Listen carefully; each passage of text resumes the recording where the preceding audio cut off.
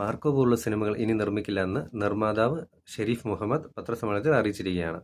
അപ്പോൾ ഈ മൂവിയോ?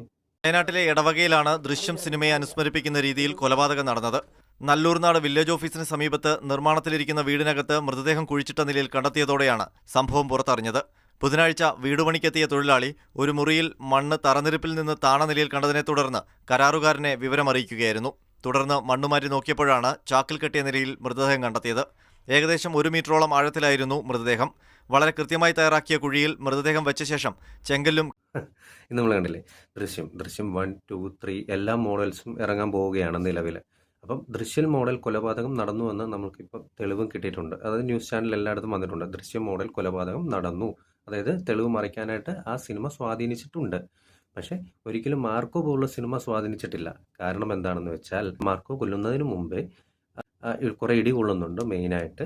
പിന്നെ എന്താണ് ചെയ്യുന്നത്, കുളിച്ച് കുട്ടപ്പനായിട്ട് പൗഡറൊക്കെ ഇട്ട് മുടിയൊക്കെ സ്റ്റൈലായിട്ട് ചെയ്ത് ടൈയും സൂട്ടും കോട്ടും സൂട്ടും ടൈയും എല്ലാം ഇട്ടതിന് ശേഷമാണ് കൊലപാതകത്തിന് പോകുന്നത്. ഈ മോഡൽ ഓഫ് കൊലപാതകം ഇതുവരെ കേരള ചരിത്രത്തിൽ നടന്നതായിട്ട് കേട്ടിട്ടുണ്ടോ നിങ്ങൾ?